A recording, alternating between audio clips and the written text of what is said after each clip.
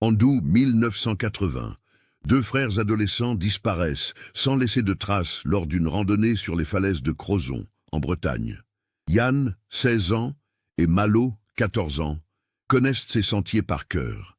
Ils sont partis un matin d'été avec un sac à dos, de l'eau et une carte topographique. Ils ne sont jamais rentrés.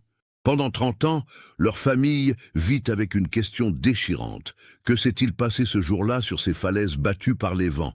Les recherches mobilisent des dizaines de personnes, mais rien. Aucune trace, aucun indice. Jusqu'en 2010, lorsque des ouvriers découvrent une caverne partiellement effondrée dans la roche. À l'intérieur, les restes de deux jeunes hommes et une carte dessinée à la main, couverte d'annotations troublantes qui racontent une vérité que personne n'aurait pu imaginer. Comment deux garçons expérimentés ont-ils pu disparaître si près de chez eux? Et surtout, que révèle cette carte trouvée 3 décennies plus tard? Avant de continuer avec cette histoire troublante, si vous appréciez les cas mystérieux réels comme celui-ci, abonnez-vous à la chaîne et activez les notifications pour ne manquer aucun nouveau cas. Maintenant, découvrons comment tout a commencé. Crozon est une presqu'île sauvage du Finistère, en Bretagne, où la terre semble vouloir se jeter dans l'océan Atlantique. Les falaises de grès rose et de schiste plongent de plus de 70 mètres dans une mer imprévisible. En 1980, cette commune de 7000 habitants vit au rythme de la pêche, du tourisme estival et d'une communauté soudée où tout le monde se connaît. Les enfants grandissent ici avec le goût du sel sur les lèvres et la prudence des falaises gravée dans leur éducation. La famille Laurent habite une maison en pierre dans le quartier de Morgat, le petit port de Crozon.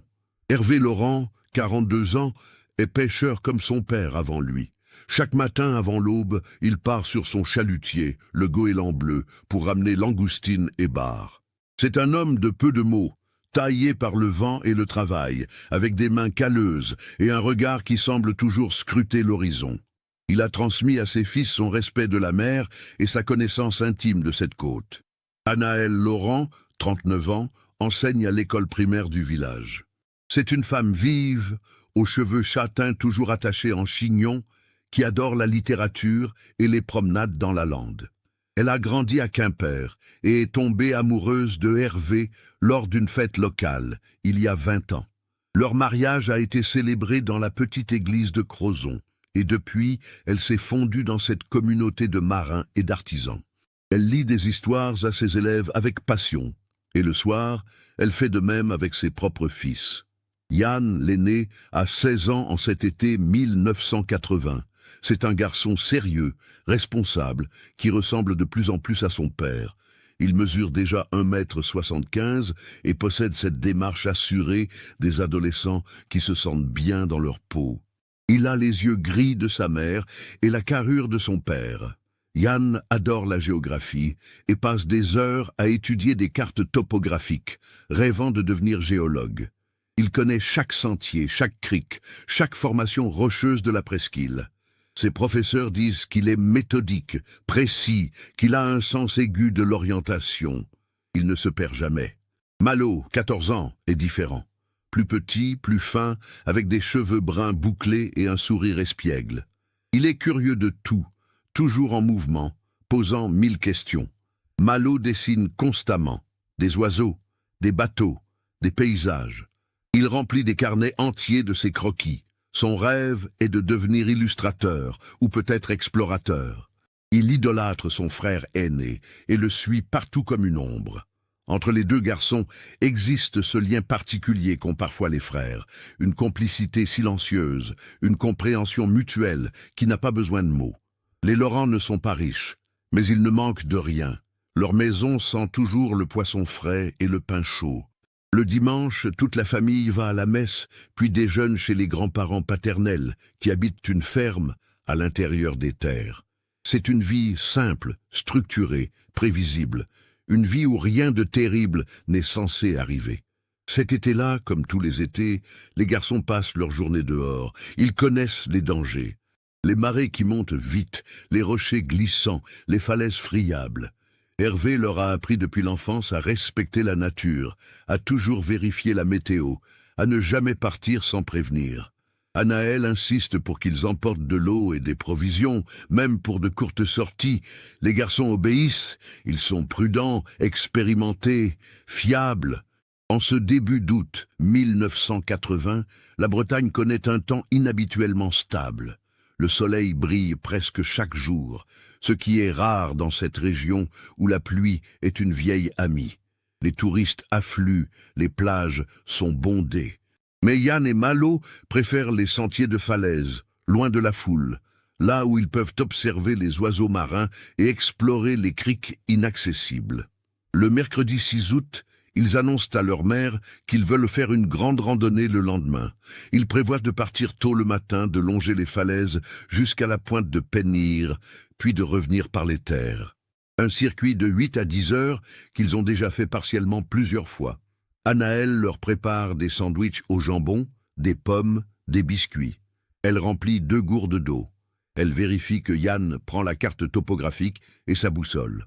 Ce soir-là, Hervé rentre de la pêche avec une belle prise. La famille dîne ensemble de sardines grillées et de pommes de terre vapeur. Malo raconte qu'il a vu un faucon pèlerin l'après-midi précédent, qu'il veut absolument essayer de le photographier. Yann explique qu'il veut vérifier quelque chose sur les formations géologiques près de la pointe. Anaël les écoute avec ce mélange de fierté et d'inquiétude maternelle qu'elle ressent toujours. Hervé leur rappelle de faire attention aux horaires de marée, de ne pas s'approcher trop près du bord, de rentrer avant la tombée de la nuit. Personne, à cette table, ne peut imaginer que c'est le dernier repas qu'ils partageront tous ensemble. Personne ne peut savoir que dans moins de 24 heures, tout va basculer, et que cette famille paisible de Morgat va se retrouver au centre d'une énigme qui hantera la région pendant 3 décennies. La presqu'île de Crozon est belle, mais elle est aussi impitoyable.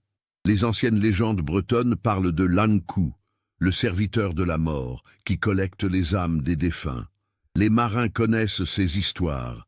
Ils savent que la mer ne pardonne pas.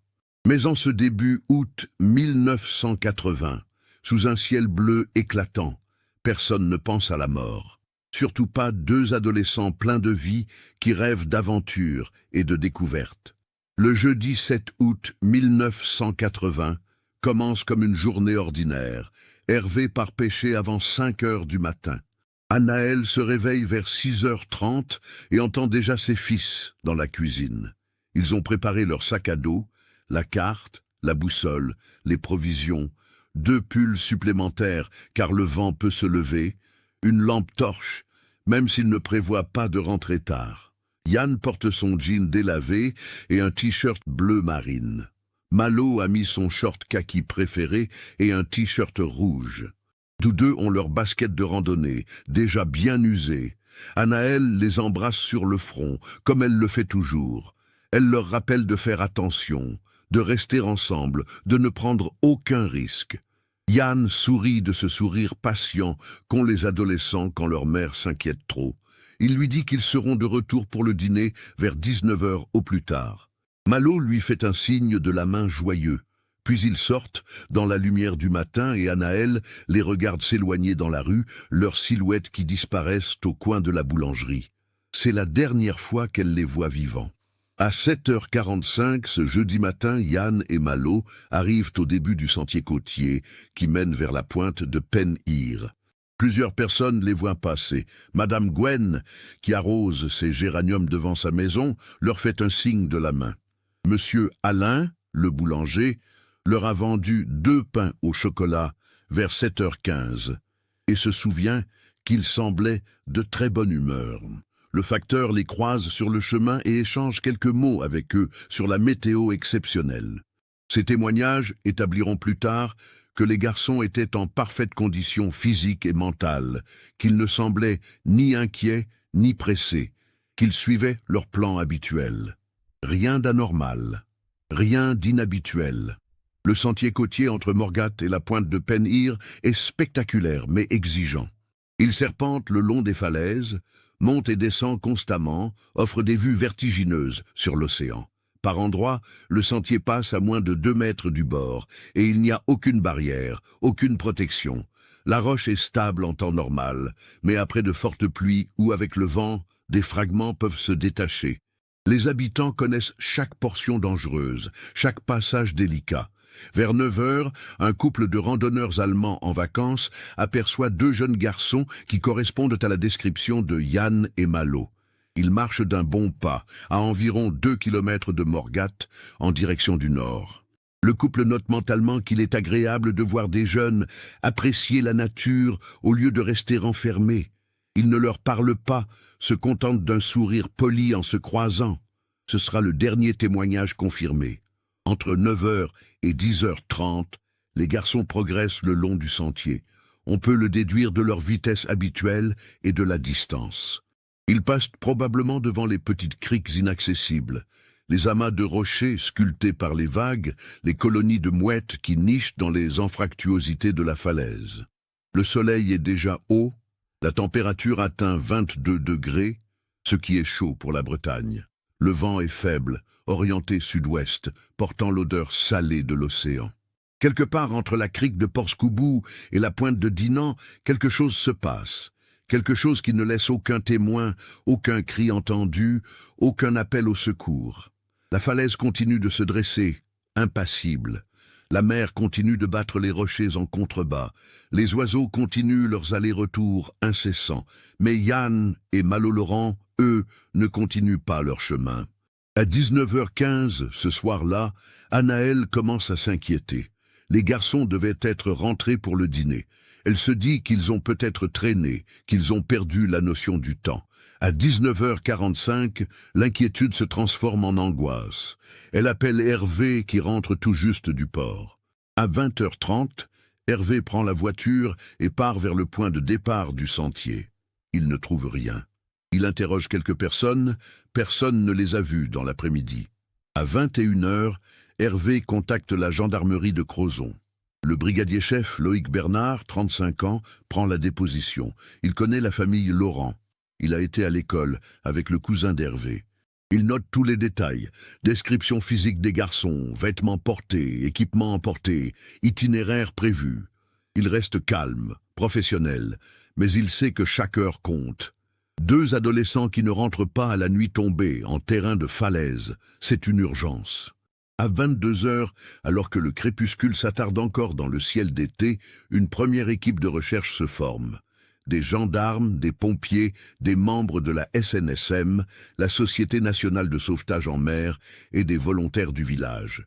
Ils se divisent en groupes et commencent à parcourir le sentier côtier avec des lampes torches. Ils appellent les noms des garçons. Leurs voix résonnent dans la nuit qui tombe, se mêlent au bruit des vagues. Yann, Malo, pas de réponse, seulement le vent et la mer. Cette première nuit de recherche est terrible. Anaëlle ne peut pas dormir. Elle reste assise à la table de la cuisine, les mains serrées autour d'une tasse de café froid, incapable de penser à autre chose qu'à ses fils quelque part dans le noir. Hervé fait des allers-retours entre la maison et les équipes de recherche, le visage fermé, les mâchoires contractées. Les voisins viennent offrir leur soutien, apportent du café, des thermos de soupe. Toute la communauté est en état de choc. Au lever du jour, le vendredi 8 août, les recherches reprennent avec davantage de moyens. Un hélicoptère de la sécurité civile survole la côte. Des équipes de plongeurs inspectent les zones rocheuses au pied des falaises, accessibles uniquement par bateau. Des maîtres chiens suivent le sentier, essayant de capter une trace. Plus de 100 personnes participent aux recherches, gendarmes, pompiers, sauveteurs, habitants du village, vacanciers même. Tout le monde veut aider. Le brigadier-chef Bernard coordonne les opérations méthodiquement. Il établit une carte détaillée, divise le secteur en zones, s'assure que chaque portion est minutieusement inspectée. Il interroge systématiquement toutes les personnes qui ont pu croiser les garçons. Il vérifie les marées, les courants, les conditions météorologiques de la veille. Il examine la carte topographique que Yann avait l'habitude d'utiliser, celle qui est restée dans sa chambre, car il en avait emporté une copie. Les recherches révèlent quelques éléments troublants. Vers 13 heures, un plongeur découvre une gourde bleue coincée entre des rochers, à environ 20 mètres au nord de la pointe de Dinan, dans une zone où la falaise forme une petite avancée. La gourde est identifiée par Anaëlle comme appartenant à Yann. Elle est à moitié pleine d'eau, aucune trace de choc, aucun signe qu'elle soit tombée de haut. Elle semble avoir été posée là ou perdue lors d'un mouvement. Cette découverte concentre les recherches dans ce secteur. Les falaises y sont particulièrement abruptes, hautes d'environ 65 mètres. En contrebas, une zone de rochers dangereux battue par les vagues même par mer calme. Les plongeurs inspectent chaque recoin, chaque cavité. Ils ne trouvent rien d'autre. Pas de vêtements, pas de sac à dos, pas de corps. Le samedi 9 août, les recherches continuent, mais l'espoir commence à s'amenuiser. La mer a été calme, les courants n'étaient pas particulièrement forts. Si les garçons étaient tombés à l'eau, leur corps aurait dû être repéré. Si un accident s'était produit sur le sentier, des traces auraient été visibles, mais il n'y a rien. C'est comme s'ils avaient simplement disparu dans l'air. Le dimanche 10 août, une équipe explore plus systématiquement les anfractuosités de la falaise, ces petites grottes et passages que creuse l'érosion dans la roche. C'est un travail dangereux qui nécessite des cordes et du matériel d'escalade. Les sauveteurs descendent en rappel, inspectent chaque cavité accessible. Dans l'une d'elles, à mi-hauteur de la falaise, près de l'endroit où la gourde a été trouvée, ils découvrent des marques fraîches sur la roche, comme si quelqu'un avait gratté la pierre. Mais aucune autre trace. Les jours passent. Les recherches s'étendent vers l'intérieur des terres, au cas où les garçons auraient quitté le sentier côtier. Des battues sont organisées dans la lande, les sous-bois, les zones agricoles. On vérifie les puits, les anciennes carrières, les bâtiments abandonnés. On interroge tous les campings, tous les hôtels, toutes les gares dans un rayon de 50 kilomètres. Rien. Le brigadier-chef Bernard commence à envisager d'autres hypothèses.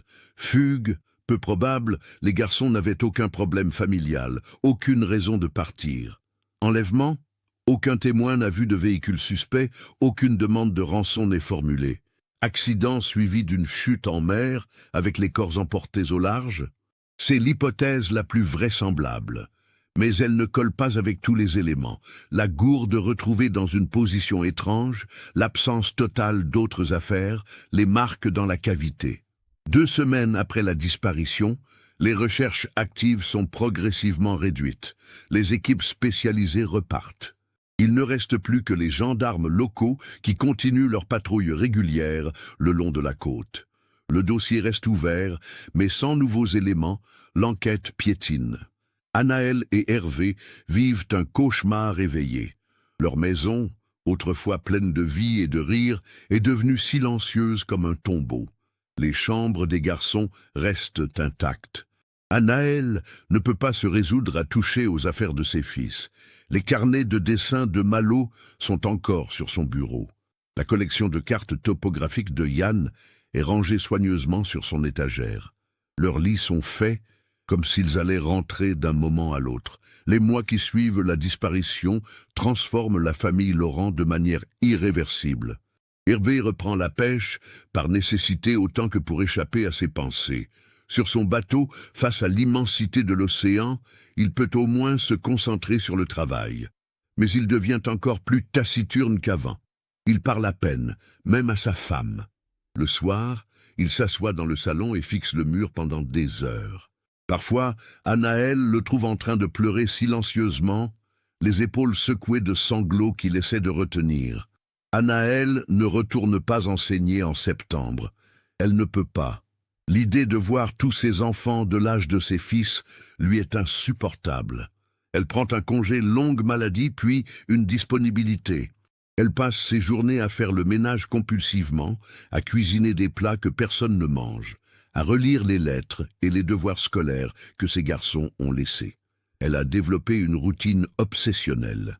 Chaque après-midi, elle marche le long du sentier côtier, scrutant les falaises, les rochers, la mer, comme si elle allait soudain apercevoir ses fils en train de lui faire signe. Le couple se délite lentement. Ils ne se parlent presque plus. Hervé reproche à Anaël d'avoir laissé les garçons partir seuls. Anaël reproche à Hervé de ne pas exprimer sa douleur, de s'enfermer dans le silence. Ils dorment dans des chambres séparées. Le soir du réveillon de Noël 1980, ils sont assis face à la table de la cuisine, incapables de manger, incapables de célébrer quoi que ce soit. C'est cette nuit-là qu'Anaël prononce pour la première fois les mots « Ils sont morts, n'est-ce pas ?» Hervé ne répond pas. Il se lève et sort dans la nuit froide. Dans le village, les gens compatissent mais ne savent pas quoi dire. Au début, les voisins apportent régulièrement de la nourriture, proposent leur aide. Mais au fil des mois, les visites s'espacent. La vie continue pour tout le monde, sauf pour les Laurent. Les commerces, les conversations, les fêtes locales reprennent leur cours normal. La disparition des garçons devient un sujet qu'on évite, par pudeur, par malaise. Quand Anaël croise des connaissances dans la rue, elle voit dans leurs yeux ce mélange de pitié et de gêne. Certains changent de trottoir pour ne pas avoir à lui parler. Le brigadier-chef Loïc Bernard, lui, ne renonce pas. Même quand l'affaire est classée dans les dossiers froids, il y pense régulièrement. Il a gardé une photo de Yann et Malo sur son bureau, découpée dans le journal local. 2 visages souriants qui le regardent chaque jour. Tous les 6 mois, il retourne sur le site, inspecte les falaises, cherche quelque chose, n'importe quoi. Il a cette intuition tenace qu'il y a quelque chose qu'ils ont manqué, un détail qui leur a échappé. En 1982, 2 ans après la disparition, la gendarmerie organise une nouvelle battue avec des moyens plus modernes. Des détecteurs de métaux sont utilisés pour chercher la boussole de Yann, les fermetures éclairent des sacs, n'importe quel objet métallique. Ils ne trouvent que des déchets, canettes rouillées, fils de pêche, fragments de machines agricoles. Rien qui appartienne aux garçons. Cette même année, une voyante contacte la famille. Elle prétend avoir des visions, savoir où sont les garçons. Anaël, désespérée, accepte de la rencontrer. La femme parle d'une grotte sous-marine, d'un passage secret, de détails qui sonnent faux et théâtraux. Hervé refuse d'y croire. Il traite la voyante de charlatane. Mais Anaël s'accroche à cet espoir dérisoire pendant plusieurs semaines, avant de réaliser que ce n'était qu'une manipulation cruelle. Au fil des années, plusieurs théories circulent dans le village. Certains pensent que les garçons ont fait une fugue et vivent sous une nouvelle identité quelque part en France. D'autres croient qu'ils ont été enlevés par un maniaque qui passait par hasard. D'autres encore parlent d'un accident de falaise suivi d'une chute en mer, avec les corps emportés par un courant exceptionnel. Chaque théorie a ses partisans et ses détracteurs, mais personne ne sait vraiment. En 1985, 5 ans après les faits, une demande d'absence déclarée judiciaire est déposée par la famille. C'est une procédure administrative qui permet de gérer les questions d'héritage et de succession quand une personne a disparu. Le juge prononce l'absence de Yann et Malo Laurent. Pour la loi, ils ne sont ni vivants ni morts. Ils sont absents. Cette décision, bien que nécessaire, est un nouveau coup terrible pour Anaël. C'est comme enterrer ses fils sans corps, sans tombe, sans cérémonie. Paradoxalement, c'est après cette décision qu'Anaël commence très lentement à reconstruire sa vie. Elle retourne enseigner, à mi-temps d'abord, puis à temps plein. Elle trouve une forme de paix dans la routine de l'école, dans les rires des enfants, dans les leçons à préparer. Elle ne sera jamais la femme qu'elle était avant, mais elle apprend à vivre avec le vide. Hervé, lui, reste enfermé dans son chagrin. Il boit de plus en plus. Des bouteilles de whisky apparaissent dans la maison. Il manque parfois des sorties de pêche. Ses collègues s'inquiètent. En 1989, 9 ans après la disparition, le couple se sépare officiellement. Le divorce est prononcé au tort partagé. Anaël reste dans la maison de Morgat. Hervé loue un petit appartement près du port. Ils se voient rarement, échangent à peine quelques mots quand ils se croisent. La disparition de leur fils a non seulement détruit leur famille, elle a détruit leur capacité à se soutenir mutuellement. Chacun porte son deuil seul, enfermé dans sa propre version du cauchemar. Les années 1990 arrivent. La Bretagne se modernise. Le tourisme se développe, les sentiers côtiers sont progressivement balisés, sécurisés, des panneaux d'information sont installés, des barrières posées aux endroits les plus dangereux. La pointe de Pen-Ir devient un site touristique majeur, avec un parking aménagé et des tables d'orientation. Des milliers de visiteurs empruntent chaque été le sentier où Yann et Malo ont disparu, sans savoir l'histoire tragique qui s'y rattache. Anaëlle continue ses promenades quotidiennes le long des falaises. C'est devenu une obsession, un rituel. Elle connaît chaque rocher, chaque virage du sentier. Les autres marcheurs réguliers la connaissent, cette femme solitaire qui scrute l'horizon avec un regard habité. Certains savent son histoire, d'autres l'ignorent. Elle ne parle plus de ses fils, sauf le 8 août de chaque année, où elle dépose 2 bouquets de bruyère à l'endroit où la gourde de Yann a été retrouvée. Hervé vieillit mal. À 50 ans, en 1988, il ressemble à un homme de 70 ans. L'alcool et le chagrin ont ravagé son visage. Il continue de pêcher, mais mécaniquement, sans passion. Ses prises diminuent. Son bateau nécessite des réparations qu'il ne fait pas. En 1995, il vend le goéland bleu et se retire. Il passe ses journées au café du port, silencieux, perdu dans ses pensées. Le brigadier-chef Loïc Bernard, promu capitaine en 1992, n'a jamais oublié l'affaire. Dans les archives de la gendarmerie de Crozon, le dossier Laurent occupe 2 cartons entiers, procès-verbaux d'audition, rapports de recherche, photos aériennes, cartes annotées. Bernard y revient parfois, relit les témoignages, étudie les cartes, cherche ce qu'il a pu manquer. Il a interrogé plus de 200 personnes à l'époque. Il a supervisé des centaines d'heures de recherche. Mais il n'a jamais trouvé de réponse. En 2005, 25 ans après la disparition, un journaliste de France Bleu-Bray-Giselle réalise un reportage sur les affaires non résolues de la région. L'affaire Laurent y est mentionnée. Le journaliste interviewe Anaëlle, qui a maintenant 64 ans. Elle parle calmement avec une dignité poignante. Elle dit qu'elle a appris à vivre sans savoir, que c'est la chose la plus difficile au monde. Elle dit qu'elle aimerait simplement pouvoir enterrer ses fils, leur offrir une sépulture, un endroit où venir se recueillir. Sa voix ne tremble pas, mais ses mains si. Le reportage émeut toute la Bretagne, mais ne fait émerger aucun nouvel élément. Hervé, lui, refuse de participer au reportage. Il ne veut plus entendre parler de cette histoire. Il a renoncé. 2 ans plus tard, en 2007, il meurt d'une cirrhose du foie. Il a 69 ans. Lors de ses obsèques, peu de monde est présent. Anaëlle vient, se tient au fond de l'église, ne dit rien. Elle pense à l'homme qu'il était avant, au père aimant, au mari attentionné. La disparition des garçons l'a tué aussi, juste plus lentement. La vie continue dans la presqu'île de Crozon. De nouveaux enfants naissent, grandissent, partent en randonnée sur les mêmes sentiers. L'histoire des frères Laurent devient progressivement une légende locale, quelque chose qu'on raconte aux touristes pour ajouter une touche de mystère. Mais pour Anaëlle, ce n'est pas une légende. C'est sa vie, son quotidien, sa douleur constante. En 2009, elle prend sa retraite de l'enseignement. Elle a 68 ans et a passé les 30 dernières années à porter seule le poids de l'absence de ses fils. Elle continue d'habiter la maison de Morgat, entourée des fantômes de sa famille détruite. Les chambres de Yann et Malo sont toujours intactes, devenues des sanctuaires figés dans le temps. Elle sait que c'est morbide, que c'est malsain, mais elle ne peut pas faire autrement. Et puis, en 2010, 30 ans presque jour pour jour après la disparition, quelque chose change. Quelque chose qui va enfin apporter des réponses.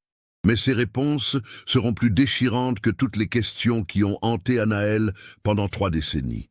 En juillet 2010, le Conseil régional de Bretagne lance un grand projet de valorisation touristique des sentiers côtiers. L'objectif est d'améliorer l'accessibilité, la sécurité et l'attractivité du GR34, le sentier des douaniers qui fait le tour de la Bretagne. Dans la presqu'île de Crozon, cela implique l'élargissement de certaines portions du chemin, l'installation de nouvelles barrières de sécurité et la création de points de vue aménagés. Les travaux commencent début août. Une entreprise de travaux publics de Quimper obtient le contrat. Une équipe de 8 ouvriers arrive avec une mini-pelleteuse, des outils de terrassement et du matériel de sécurisation. Le chef de chantier, Erwan Legal, 42 ans, est un homme minutieux qui connaît bien la région. Il a lui-même participé aux recherches des frères Laurent en 1980, quand il avait 12 ans et que son père faisait partie des volontaires. Le mercredi 4 août 2010, l'équipe travaille sur une section de sentier située à environ 500 mètres au nord de l'endroit où la gourde de Yann avait été retrouvée. Ils doivent élargir le chemin d'1,50 m pour permettre aux randonneurs de se croiser plus facilement. Cela nécessite de creuser dans la pente rocheuse qui monte vers l'intérieur des terres, du côté opposé à la falaise. Vers 11 heures du matin, alors que la pelleteuse gratte la roche et la terre, quelque chose d'inhabituel se produit. Le godet de la machine heurte un obstacle qui résiste, puis cède brusquement. Un pan entier de roches friables s'effondre, révélant une ouverture sombre dans la paroi. Les ouvriers arrêtent immédiatement les machines. Erwan s'approche prudemment. Ce qui vient d'apparaître n'est pas une simple anfractuosité. C'est l'entrée d'une cavité plus importante, partiellement comblée par des décennies d'éboulis et de végétation. L'ouverture fait environ 70 cm de large et 1 mètre de haut. Elle était complètement invisible depuis le sentier, cachée par des ronces, de la terre et des fragments de roches qui s'étaient accumulés au fil du temps. Erwan se penche, éclaire l'intérieur avec sa lampe frontale. Il voit que la cavité s'enfonce assez profondément, peut-être 3 ou 4 mètres. L'air qui en sort est froid et sent la terre humide. Son cœur se met à battre plus vite. Il a un mauvais pressentiment. Dans cette région, quand on découvre une grotte inconnue près de l'endroit où 2 adolescents ont disparu il y a 30 ans, on ne peut pas s'empêcher de faire le lien. Il ordonne à son équipe d'arrêter tous les travaux et contacte immédiatement la gendarmerie. À 11h35, 2 gendarmes arrivent sur place. L'un d'eux est le capitaine Loïc Bernard, maintenant âgé de 65 ans et à quelques mois de sa retraite. Quand il reçoit l'appel radio mentionnant une cavité découverte sur le sentier côtier, il sait instantanément de quel sentier il s'agit. Il n'y a qu'une affaire qui le hante encore, après toutes ces années. Bernard arrive sur le site, salue Erwan qu'il reconnaît vaguement. Il examine l'ouverture, éclaire l'intérieur. Son expérience de 3 décennies lui dit immédiatement qu'il y a quelque chose là-dedans. Cette cavité est exactement du type qu'il cherchait en 1980, mais elle était invisible, inaccessible, scellée par des tonnes de débris naturels. Il appelle des renforts, une équipe de la police scientifique, des spéléologues de la protection civile, le procureur de la République. En attendant leur arrivée, il sécurise le périmètre. Les ouvriers sont priés de s'éloigner. Des barrières sont installées. Bernard reste là, immobile, regardant cette ouverture noire qui va peut-être enfin livrer ses secrets. À 13h, l'équipe de spéléologues arrive. 2 hommes équipés de lampes puissantes, de cordes, de matériel de détection de gaz. Ils effectuent d'abord des mesures de sécurité. Pas de gaz toxique, pas de risque d'effondrement imminent. Puis, avec des précautions infinies, le premier spéléologue se glisse dans l'ouverture. Le silence qui suit est insoutenable. Bernard attend à l'extérieur, les poings serrés. 5 minutes passent, puis la voix du spéléologue résonne depuis l'intérieur, déformée par l'écho. « Capitaine, vous devez venir voir ça, et vous devriez appeler une équipe médico-légale complète. » Bernard sent son estomac se nouer. Il enfile un casque et une lampe frontale, se glisse à son tour dans l'ouverture. Le passage est étroit au début, puis s'élargit.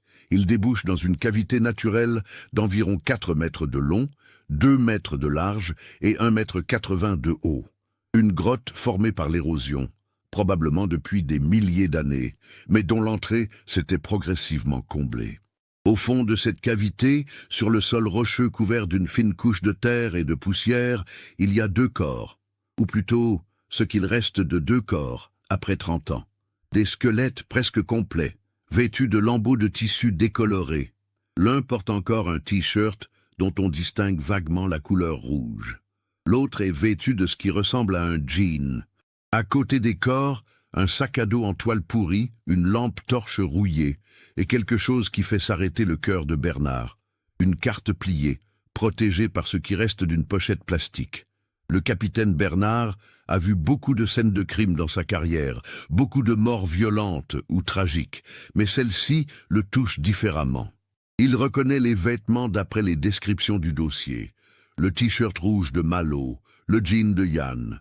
Après 30 ans de questions, après 30 ans de recherche, après 30 ans à porter cette affaire comme un poids sur ses épaules, il les a enfin trouvés. Mais comment sont-ils arrivés là? Et pourquoi personne ne les a trouvés en 1980? La réponse devient claire quand Bernard examine l'entrée de l'intérieur. Il y a des traces d'un ancien éboulement, des roches qui ont visiblement bougé il y a longtemps. L'entrée originale de la grotte devait être plus large, mais elle s'est effondrée. Peut-être même le jour de la disparition des garçons ou peu après.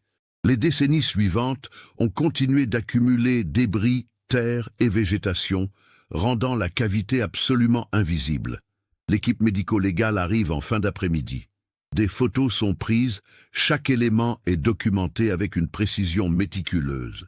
Les corps ne peuvent pas être déplacés immédiatement. Il faut d'abord que le médecin légiste fasse ses premières observations sur place, que toutes les pièces à conviction soient répertoriées. Le docteur Sophie Garnier, médecin légiste de 48 ans venu de Brest, se glisse dans la cavité. Elle examine les squelettes avec une attention professionnelle. Pas de traces évidentes de traumatisme crânien ou de fractures majeures sur ce qu'elle peut observer. Les corps sont en position semi-assise, le dos appuyé contre la paroi du fond.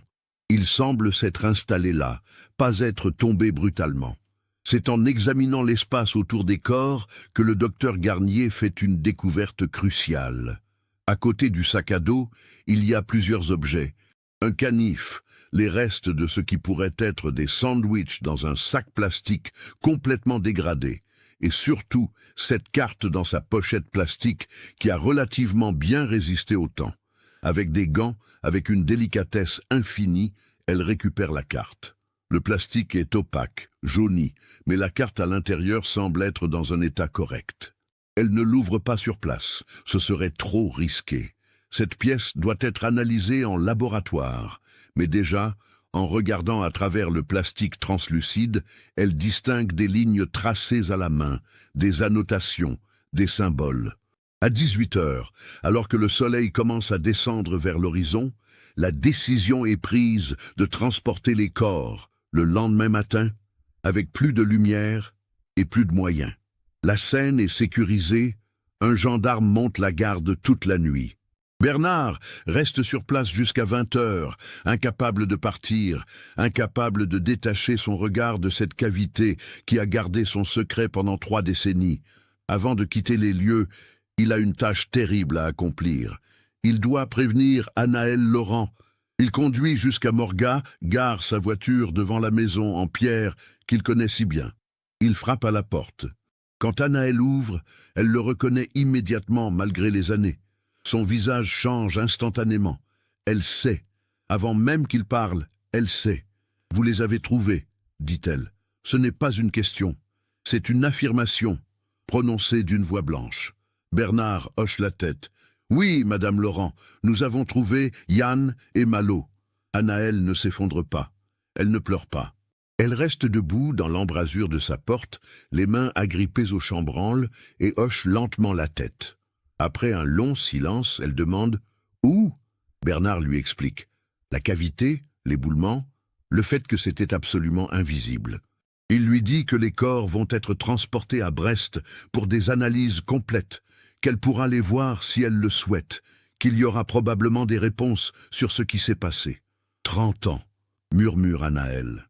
Ils étaient là pendant 30 ans, à 500 mètres de chez nous. Elle lève les yeux vers Bernard. Comment est-ce possible? C'est la question que Bernard se pose aussi. Comment une équipe de plus de 100 personnes, incluant des spéléologues professionnels, a-t-elle pu manquer cette cavité? La réponse est douloureuse mais simple. L'entrée était complètement obstruée. Il aurait fallu creuser la paroi rocheuse pour la trouver. Personne n'avait de raison de faire ça en 1980. C'était un mur de roches et de terre, comme des centaines d'autres le long du sentier. Le lendemain matin, jeudi 5 août 2010, les corps de Yann et Malo Laurent sont délicatement extraits de la cavité. 2 housses mortuaires, 2 ambulances, un convoi discret vers l'Institut médico-légal de Brest. Les médias locaux ont eu vent de la découverte. Des journalistes commencent à arriver, des caméras, des questions, Bernard refuse de faire des déclarations pour le moment. L'enquête doit d'abord progresser. À l'Institut médico-légal de Brest, le docteur Sophie Garnier commence l'examen approfondi des restes. Les squelettes sont remarquablement bien préservés, protégés par l'environnement sec et fermé de la cavité. Elle peut déterminer avec certitude qu'il s'agit de 2 individus masculins, adolescents au moment du décès, dont les âges correspondent à Yann et Malo.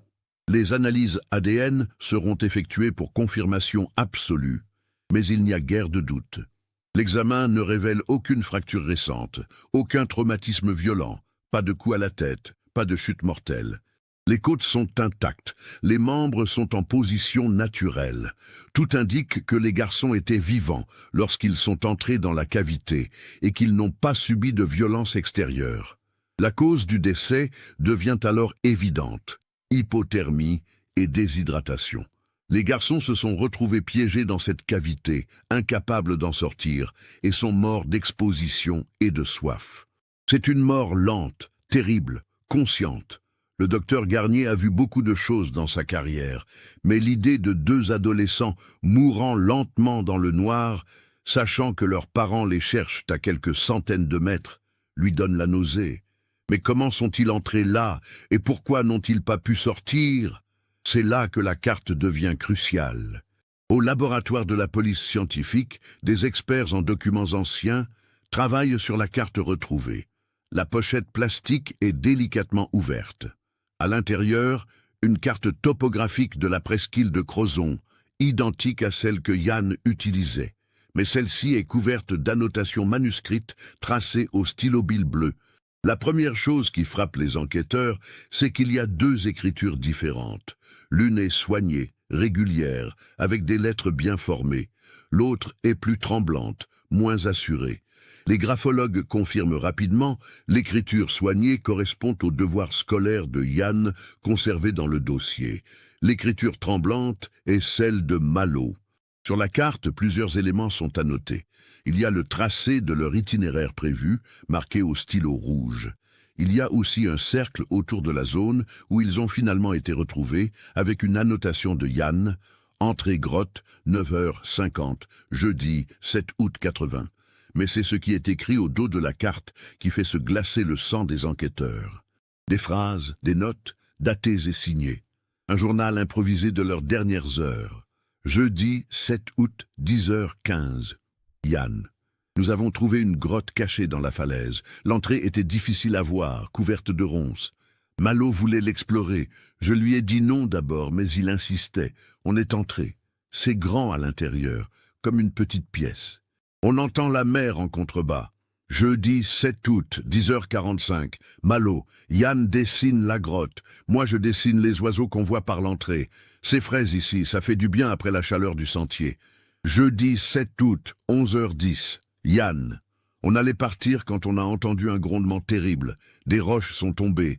L'entrée est bloquée, complètement. On ne peut plus sortir. On a essayé de déplacer les pierres, mais elles sont trop grosses, trop lourdes. Malo a peur. Moi aussi, mais je ne le montre pas. La lecture de ces notes est insoutenable. Le capitaine Bernard, qui lit le rapport au fur et à mesure que les experts déchiffrent l'écriture, sent les larmes lui monter aux yeux pour la première fois depuis des décennies. Ces garçons ont documenté leur propre mort, heure par heure, avec une lucidité déchirante. Jeudi 7 août, 13h. Malo. On a crié pendant longtemps. Personne ne nous entend. Yann dit que papa va nous chercher ce soir quand on ne rentrera pas. Il dit qu'on va nous trouver. Jeudi 7 août, 15h30, Yann. On a mangé nos sandwichs. On garde l'eau. Il fait froid maintenant qu'on ne bouge plus. Malo tremble. Je lui ai donné mon pull. Jeudi 7 août, 19h environ, Yann. La lumière qui passait par les fissures entre les pierres s'est éteinte. C'est la nuit. On n'a presque plus de batterie dans la lampe torche. Malo pleure. Il veut maman. Je lui dis qu'on va bientôt être sauvés. Bernard doit s'arrêter de lire. Il sort du bureau, marche dans le couloir, essaie de reprendre son souffle. Ces mots écrits par un garçon de 16 ans qui essaie désespérément de rester fort pour son petit frère sont plus durs à supporter que n'importe quelle scène de crime violente. Vendredi 8 août, Peut-être 7 heures du matin. Malo, j'ai très froid. Yann dort, je crois, ou il fait semblant.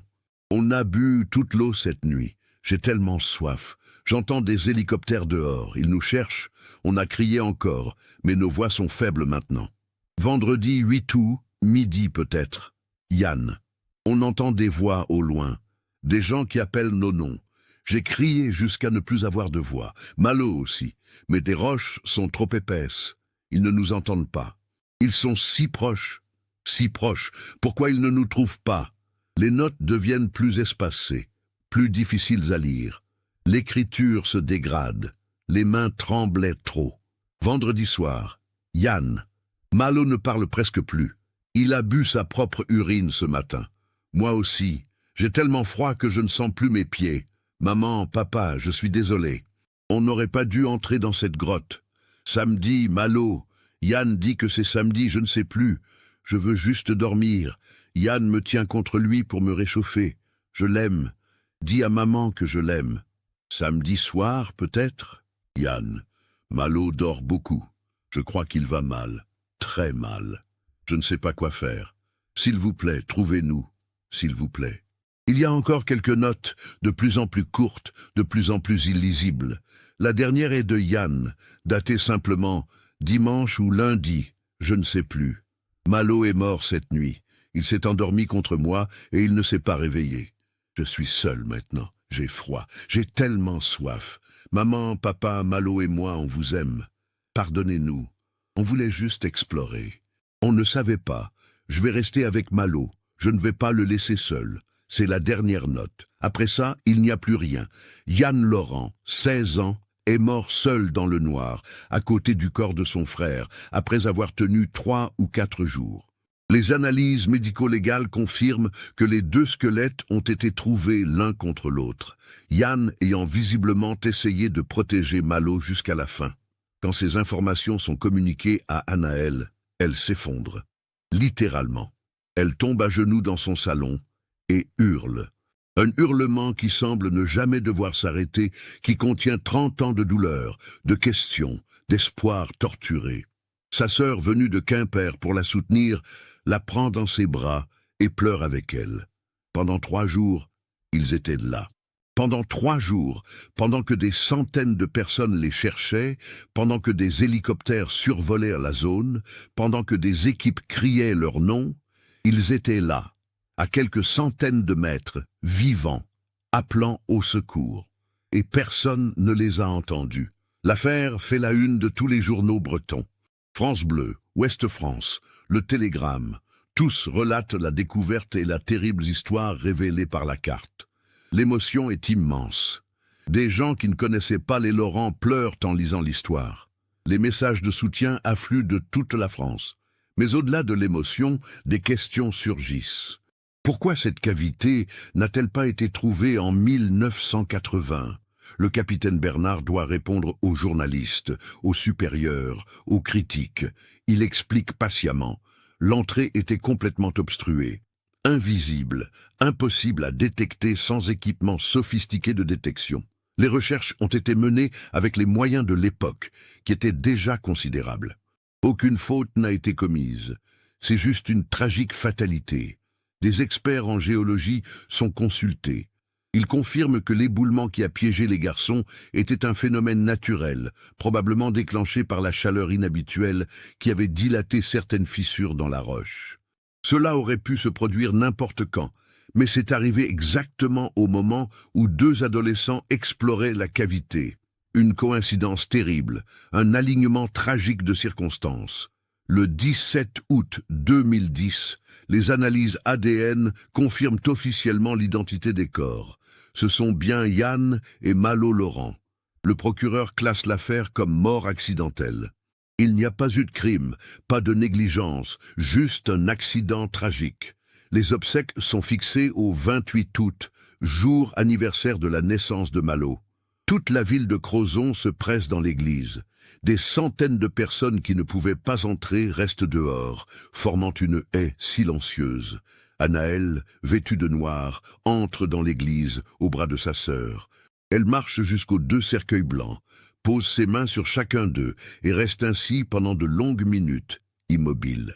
Le curé prononce une homélie émouvante sur l'innocence perdue, sur la cruauté du destin, sur la foi qui aide à supporter l'insupportable. Mais ces mots sonnent creux face à l'horreur de ce qui s'est passé. Comment trouver du sens dans la mort de 2 enfants qui ont passé 3 jours à appeler au secours sans être entendus? Au cimetière de Crozon, les 2 cercueils sont descendus côte à côte dans la terre. Anaëlle jette 2 poignées de terre, puis 2 bouquets de bruyère. Elle ne pleure pas, elle a déjà trop pleuré.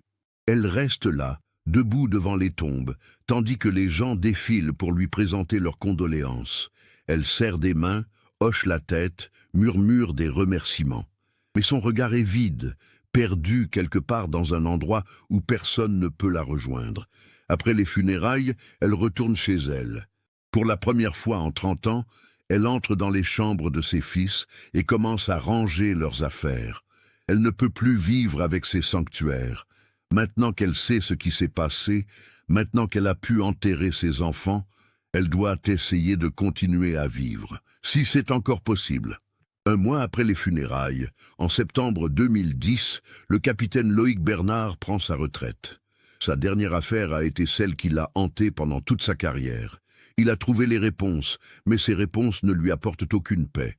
Au contraire, elles le torturent. Pendant 3 jours, ces garçons étaient vivants, appelaient au secours, et lui et son équipe passaient à côté sans les entendre. Rationnellement, il sait qu'ils ont fait tout ce qui était possible avec les moyens de l'époque. Ils ont fouillé chaque mètre carré accessible. Ils ont utilisé des chiens, des hélicoptères, des plongeurs, mais l'entrée de cette cavité était invisible, scellée par des tonnes de roches. Personne n'aurait pu la trouver sans creuser le flanc de la falaise. Et pourtant, cette rationalité ne soulage pas la culpabilité. Bernard passe les premières semaines de sa retraite à ressasser, à revoir mentalement chaque décision prise en août 1980. Aurait-il pu faire différemment? Y avait-il un indice qui l'aurait manqué? Un après-midi d'octobre, il se rend au cimetière de Crozon. Il n'est pas seul. Anaëlle est là, assise sur un banc près des tombes de ses fils. Elle vient tous les jours, parfois plusieurs fois par jour. Bernard hésite, puis s'approche. « Madame Laurent », dit-il doucement. Elle lève les yeux vers lui. Son visage s'est creusé ces derniers mois. Elle a maigri, vieilli de 10 ans en quelques semaines, mais son regard est moins vide qu'avant les funérailles. Il y a une forme de résolution, d'acceptation douloureuse. « Capitaine Bernard », répond-elle. Ou devrais-je dire « Monsieur Bernard maintenant ». Il s'assoit à côté d'elle sur le banc. Pendant un long moment, il reste silencieux, regardant les 2 tombes identiques, les fleurs fraîches qu'Anaëlle a apportées ce matin. « Je voulais vous dire, » commence Bernard, la voix rauque, « que je suis désolé, que nous n'avons pas... » « Arrêtez, » l'interrompt Anaëlle avec douceur. « Je vous en prie, arrêtez. Vous avez fait tout ce que vous pouviez. J'ai lu le dossier complet. Vous avez mobilisé des centaines de personnes. Vous avez cherché pendant des semaines. Cette grotte était invisible. Même Yann, avec toute sa connaissance des falaises, ne savait pas qu'elle existait. Il l'a trouvée par hasard. Mais pendant 3 jours, ils étaient vivants et personne ne les a trouvés, je sais. » La voix d'Anaëlle se brise légèrement, mais elle se ressaisit. « J'y pense chaque seconde, mais vous savez ce qui m'aide ? Lire leurs mots sur cette carte. Même dans l'obscurité, même mourant de froid et de soif, Yann est resté fort pour son frère. Il l'a tenu contre lui pour le réchauffer. Il lui a dit qu'ils allaient être sauvés, même quand il savait que ce n'était plus possible. Mes fils sont morts, capitaine Bernard, mais ils sont morts ensemble, en s'aimant. C'est terrible, c'est injuste, c'est révoltant, mais c'est ce que c'est. » Bernard sent les larmes couler sur ses joues. Il ne les retient pas. « Je n'aurais jamais dû classer l'affaire dans les dossiers froids. J'aurais dû continuer à chercher. »« Vous avez cherché pendant des années, » dit Anaëlle. « Je sais que vous reveniez régulièrement sur le site. Je vous ai vu plusieurs fois marcher le long du sentier avec vos cartes. Vous n'avez jamais abandonné vraiment. Et finalement, grâce aux travaux, ils ont été trouvés. Ils peuvent reposer maintenant. Et moi, je peux essayer de vivre avec la vérité. » Ils restent assis ensemble encore 1 heure, parlant peu, partageant ce deuil qui les lie. Quand Bernard repart, il sent un poids minuscule s'alléger sur ses épaules. Ce n'est pas le pardon, ce n'est pas l'oubli, mais c'est un début de paix. Dans les mois qui suivent, l'histoire des frères Laurent continue de résonner dans toute la Bretagne et au-delà. Des documentaires sont réalisés, des émissions de télévision évoquent le cas. Mais ce qui frappe le plus les gens, ce ne sont pas les détails techniques de l'accident ou de l'enquête. Ce sont les mots écrits sur cette carte. Ces phrases simples, directes, déchirantes, qui montrent deux adolescents face à leur mort, essayant de rester dignes, de rester ensemble. Une initiative naît spontanément. Des gens commencent à envoyer des lettres à Anaël, des messages de soutien, mais aussi des témoignages. D'autres parents qui ont perdu des enfants, d'autres familles brisées par des tragédies. Un réseau de soutien informel se crée. Anaël répond à chaque lettre, trouve dans ces échanges une forme de catharsis. En novembre 2010, la mairie de Crozon décide d'installer une plaque commémorative sur le sentier, à l'endroit où la cavité a été découverte. La plaque est simple, en granit breton, avec juste les noms des garçons et les dates. Yann Laurent, 1964-1980. Malo Laurent, 1966-1980. Morts en explorant ces falaises qu'ils aimaient tant. Le jour de l'inauguration, Anaël est présente. Elle pose sa main sur la plaque froide, trace les lettres des noms de ses fils. Maintenant, ils font partie de ce paysage pour toujours, murmure-t-elle. C'est ce qu'ils auraient voulu. Mais il reste encore des éléments de l'histoire qui n'ont pas été complètement explorés. La carte elle-même, au-delà des notes déchirantes, contient d'autres informations. Les experts de la police scientifique, dans leur analyse minutieuse, ont découvert quelque chose que personne n'avait remarqué au premier abord. Sur le verso de la carte, dans les marges, Yann avait dessiné un schéma détaillé de l'intérieur de la cavité. Il avait mesuré les dimensions, noté la composition de la roche, indiqué où l'eau suintait le long des parois. Même face à la mort, son esprit scientifique continuait de fonctionner, d'observer, de documenter. Et dans un coin, presque effacé, il y avait une dernière annotation que les premiers examens avaient manqué. Une phrase écrite d'une main tremblante, probablement dans les dernières heures de Yann. « Si quelqu'un trouve cette carte un jour, dites à maman et papa que nous ne leur en voulons pas. Dites-leur que nous savons qu'ils nous ont cherchés.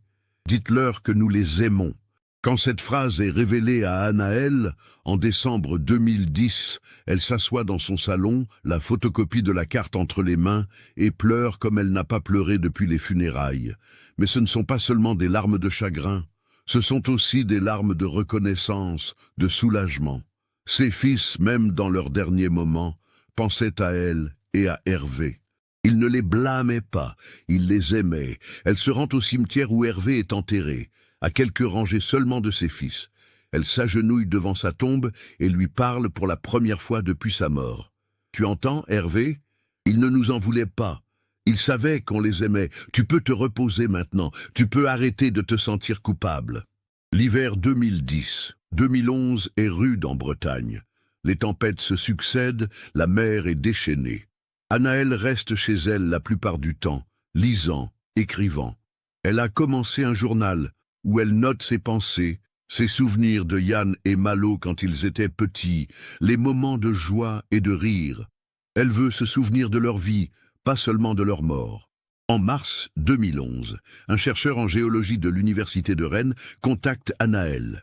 Il a entendu parler de l'affaire et avec son autorisation, il aimerait étudier le dessin de la cavité fait par Yann.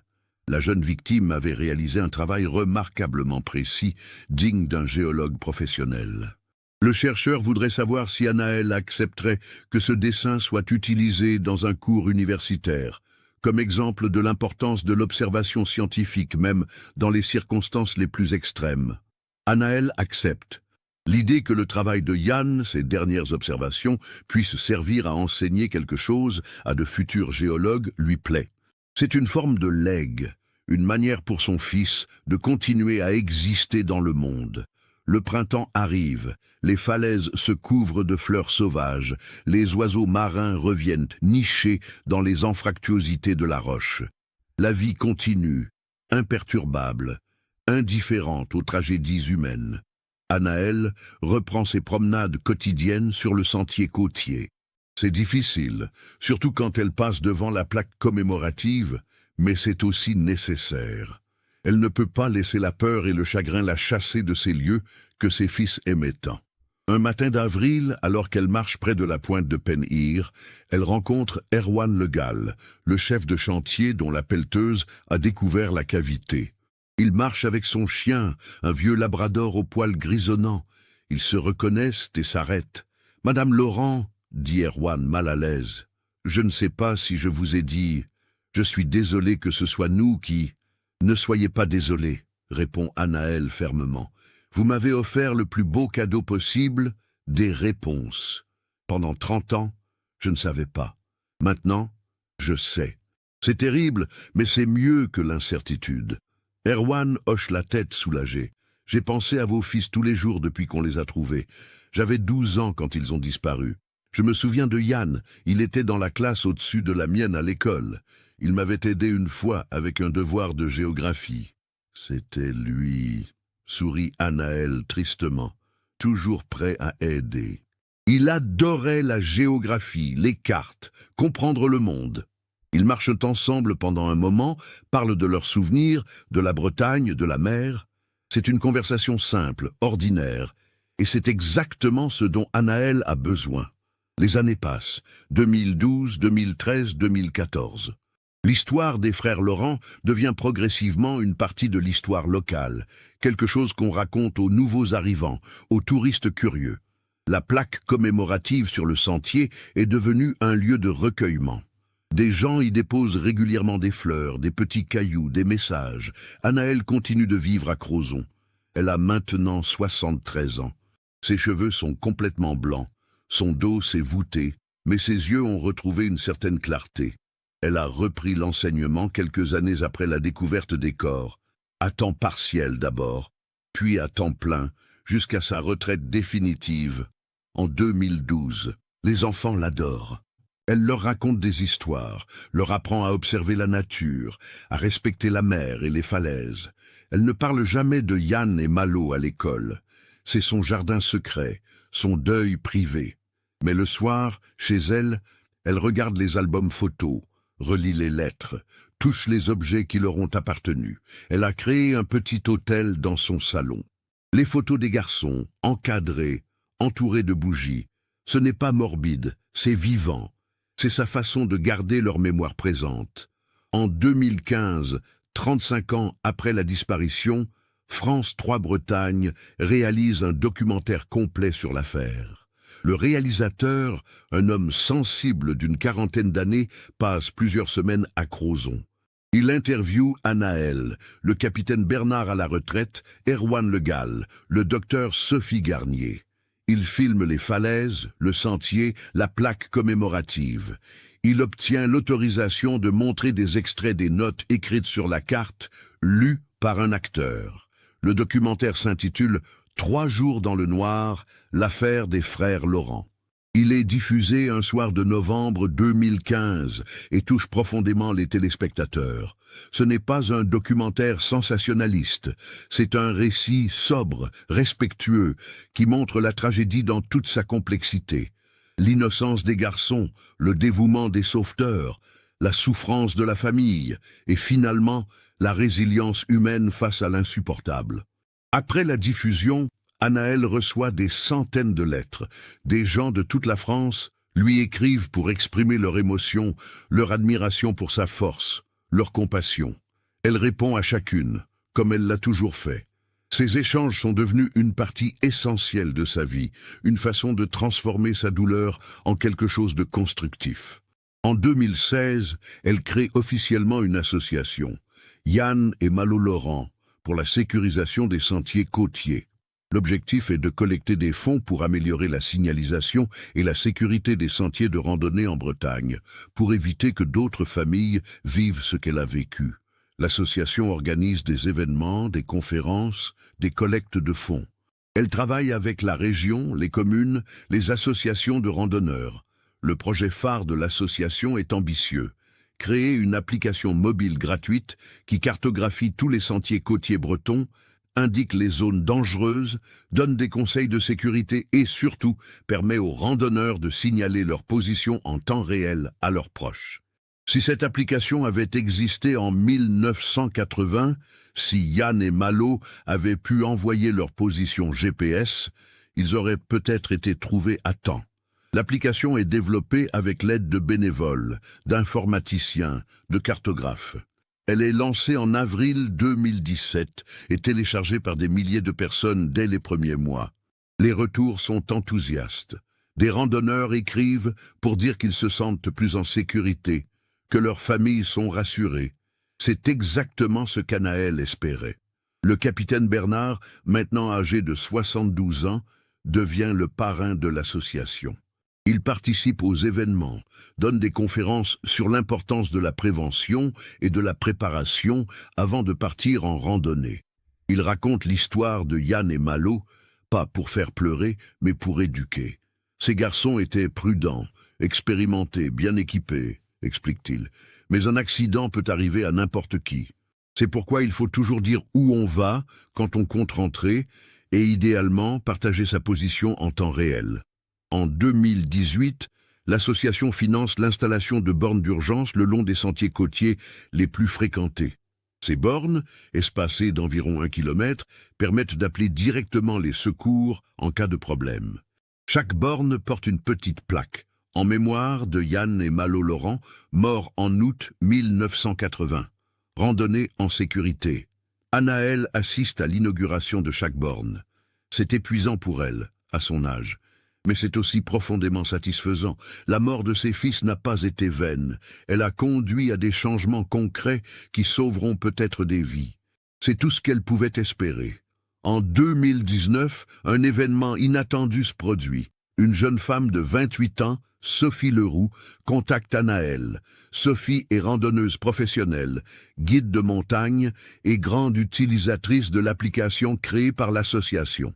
1 mois auparavant, elle s'est blessée gravement à la cheville lors d'une randonnée solitaire dans les Côtes-d'Armor. Grâce à l'application, ses proches savaient exactement où elle se trouvait et ont pu guider les secours. Elle a été élitreillée et sauvée. Les médecins ont dit que sans cette intervention rapide, elle aurait pu mourir d'hypothermie pendant la nuit. Sophie veut remercier Anaël en personne. Elle se rencontre dans un café de Crozon.